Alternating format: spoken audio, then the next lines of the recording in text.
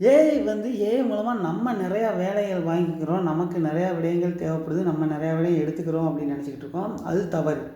ஆக்சுவலாக ஏஐட்டேருந்து நம்ம எடுக்கிறத விட ஏஐ நம்மக்கிட்ட இருந்து எடுக்கிறது தான் அதிகமான விடயங்கள்.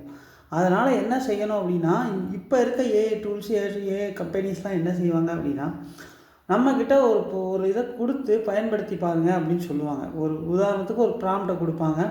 அந்த ப்ராம்ப்ட்டில் பார்த்திங்கன்னா, உங்கள் இமேஜை இந்த மாதிரி மாற்றலாம் அப்படின்னு சொல்லுவாங்க. அப்போ நம்ம சொல்லும்போது அந்த இமேஜை நம்ம லைக் பண்ணி மாற்றி பார்ப்போம். அப்போ நம்ம அதுலேருந்து ஏஐலேருந்து நம்ம எடுத்துக்கிட்டோம்னு நினைக்கிறத விட, ஏஐ நம்ம இமேஜ் மூலமாக நிறையா விடயங்களை கற்றுக்கிடுது.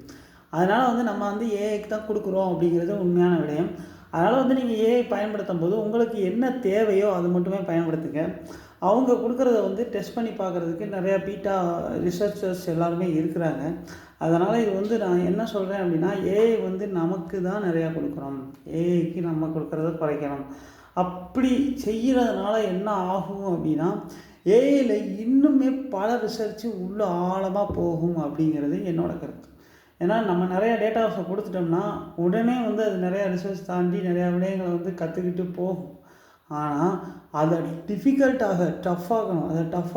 அதை ரொம்ப ரொம்ப கடினமாக்க என்ன ஆகும் அப்படின்னா, ஏஐ ரிசர்ச்சு அடுத்த லெவலுக்கு போய்கிட்டே இருக்கும். அதை நம்ம கடினமாக்கணும். இது பார்த்திங்கன்னா மனிதர்களுக்கும் ஏஐக்கும் உள்ள ஒரு சின்ன ஒரு போட்டினே சொல்லலாம். முடிஞ்ச அளவு நீங்கள் ஏஐக்கு கொடுக்காதீங்க, எடுத்துக்கோங்க.